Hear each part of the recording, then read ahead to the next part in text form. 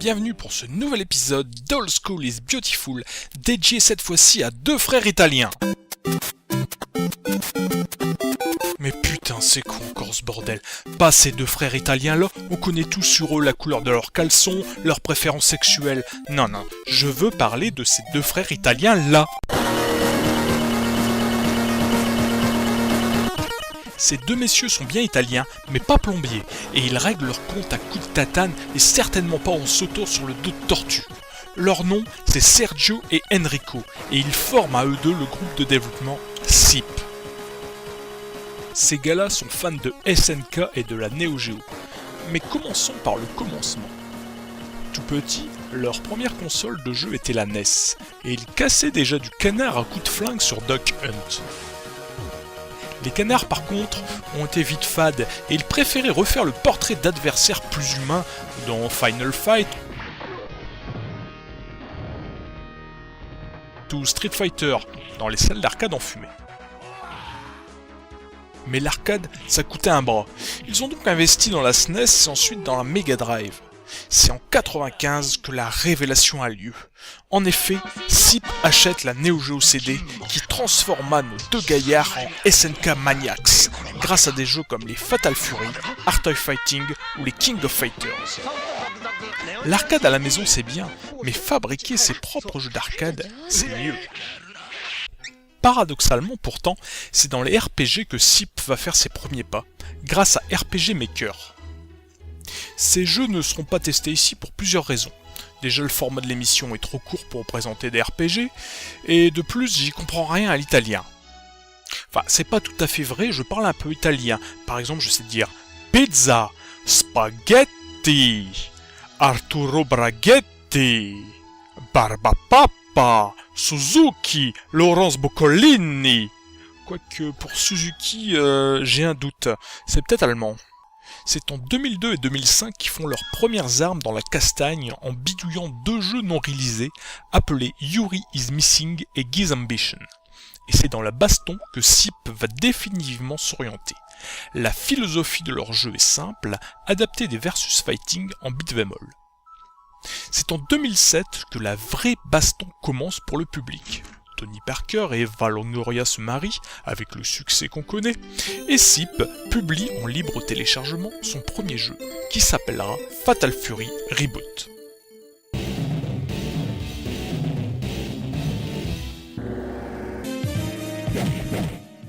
La philosophie des jeux SIP est donc déjà en place, prendre des personnages de jeux de combat existants et les mettre dans des situations de beat'em all. Ce premier jeu reste classique dans la forme, et même s'il est sympa à jouer, on remarquera quelques maladresses, comme les ennemis et les décors qui apparaissent d'un seul coup par exemple.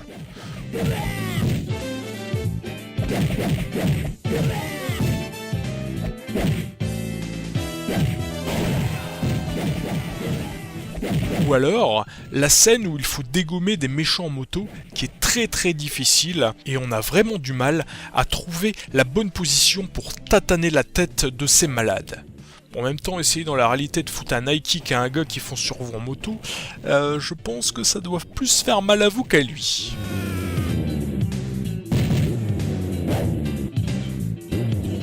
En 2008, le petit Nicolas et la grande Carla se marient, et SIP remet le couvert avec Fatal Fury Reboot 2, qui reprend la sauce du premier avec plus de personnages. Mais pas Nicolas Sarkozy dans le rôle du méchant, hélas.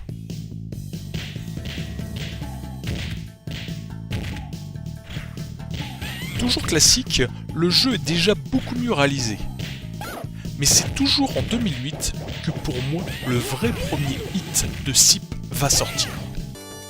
Vous vous souvenez certainement tous de ce jeu et surtout de cette musique. Golden Axe de Sega vous permettait de découper en rondelles de nombreux ennemis tout au long de nombreux niveaux. La version à l'écran est l'excellente adaptation du jeu d'arcade sur Mega Drive. Pendant que chez Nintendo, on contrôlait un petit moustachu bedonnant, chez Sega, on pouvait s'adonner au découpage de masse avec des vrais héros musclés.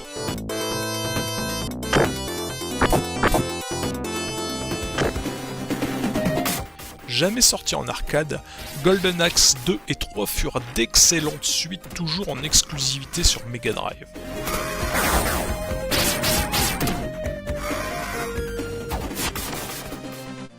il y a pourtant bien eu un nouvel épisode exclusif à l'arcade, appelé Golden Axe 2 Revenge of Death Adder. Je vous le conseille vivement d'ailleurs, tellement il est de haute qualité avec des sprites monstrueux et des effets simili 3D.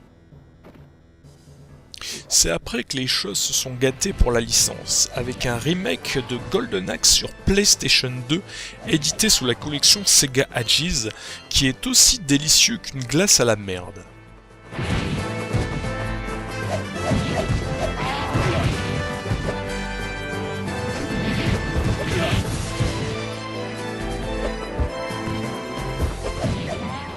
Et n'oublions pas l'infâme version Full 3D sur Xbox 360 et PS3. Et encore, quand je dis infâme, je suis gentil. Je crois que je préférais faire un défi Facebook du genre une sodo ou un resto que d'y jouer. Et Dieu seul sait que je tiens à mon intégrité anale.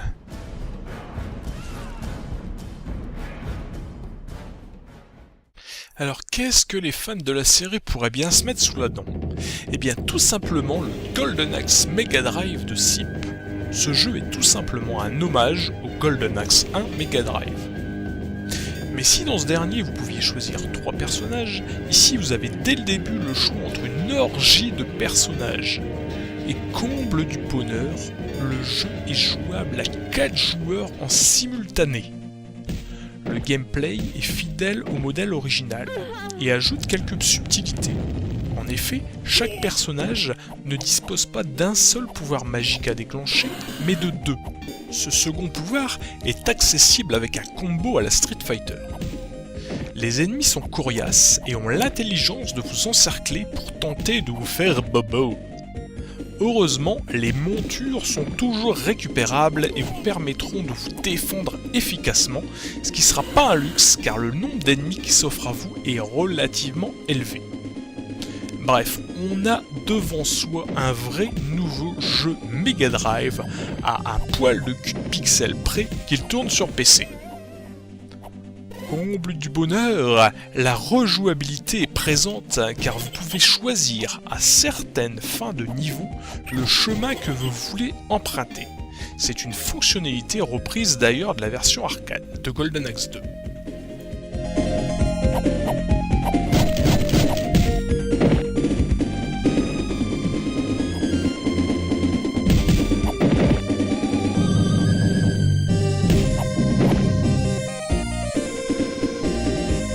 Et c'est pas fini. Et non, c'est pas fini. Comme la majorité des jeux SIP, le jeu propose 2 autres modes de jeu. Le mode original, qui reprend les niveaux de Golden Axe 1, mais pas forcément les mêmes ennemis pour garder un peu de surprise.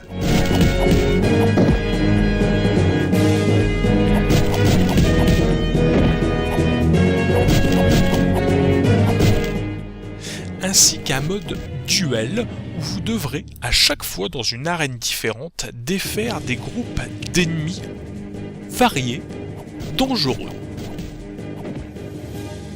Bref, fan de Golden Axe, en mal de nouveaux jeux, je ne peux que vous conseiller d'essayer ce jeu qui est un hommage extrêmement réussi aux diverses versions Mega Drive. 2009, Barack Obama se marie avec les USA et SIP continue dans la baston, mais dans la baston chou, tout mignonne, tout cute. En effet, attention, le nom est super dur à prononcer, Ryuku no Ken Neketsu. Je le lis en même temps que je le dis, hein. Donc Ryuku no Ken Neketsu est un cute them all. Mais ne vous méprenez pas sur le côté cute du jeu, il est d'une difficulté extrême. Mais alors quand je dis extrême, c'est chaud les marrons.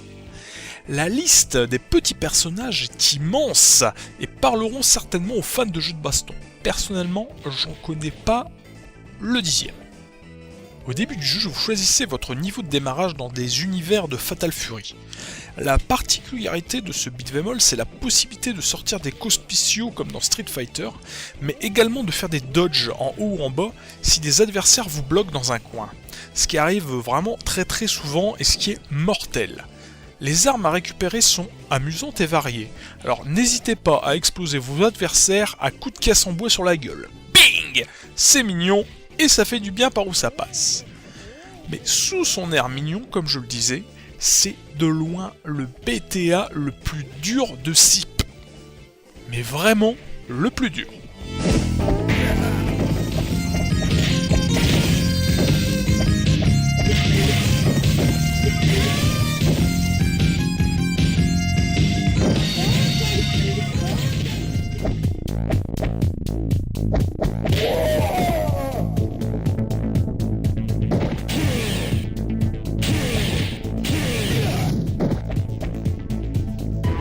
On arrive enfin en 2010 avec une équipe de foot qui a le divorce avec la France tellement qu'elle est lamentable.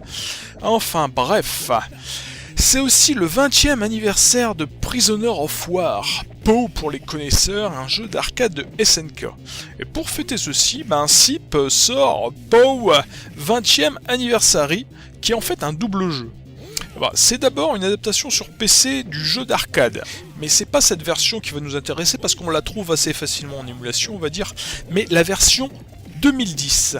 En fait, cette version offre toutes les fonctionnalités de la version arcade, coup de poing, coup de pied sauté, coup inversé, le tout avec des sprites énormes.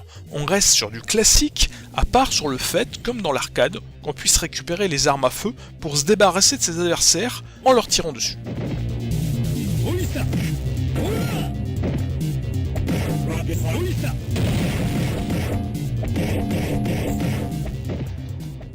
La même année, SIP release Ikari Warrior 2010, qui est dans la même veine que PoW, des sprites énormes et très classique dans son fonctionnement. Les deux jeux restent bons, mais leur classicisme me les fait passer plus rapidement à du lourd et à du très très lourd, comme vous allez le voir tout de suite. Je vais même d'ailleurs sauter l'année 2011 pour la garder pour la fin, et j'arrive en 2012 avec Final Fight Alpha. Final Fight Alpha, c'est juste les personnages de Street Fighter Alpha dans Final Fight. Le jeu reste un BTA classique, mais ultra dynamique grâce à des effets explosifs à chaque fois qu'on défouraille un ennemi.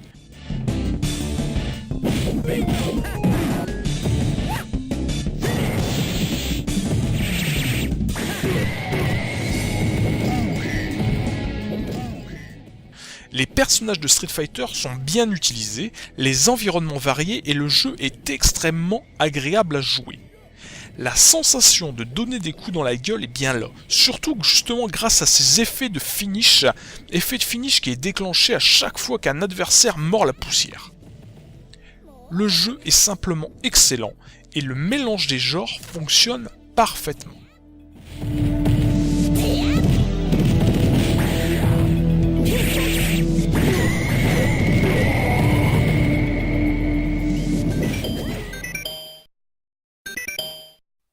Mais c'est en 2011 qu'est sorti pour moi de loin le meilleur beat'em all de SIP, dans un univers très très loin de celui des beat'em all.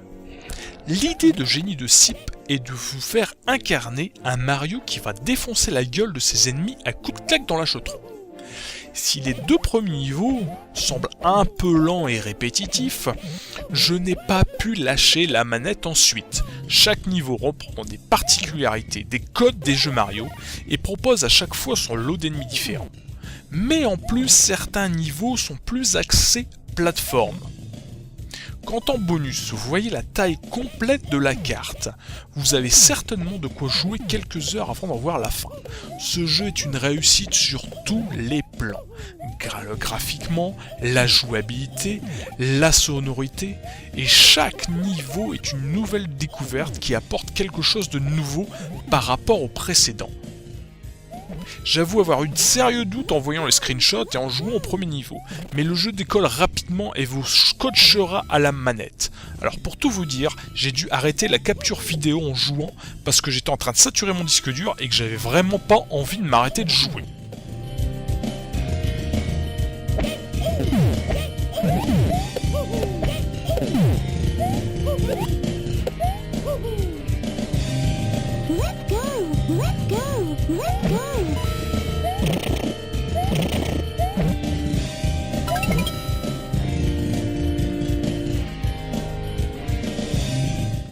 En 2013 et 2014 sont ensuite sortis deux autres excellents jeux, Fighting Street en 2013 et Sip World en 2014, qui est un jeu de plateforme, lui, qui garde toujours la même philosophie, c'est-à-dire mélanger des personnages de jeux vidéo dans un melting pot improbable.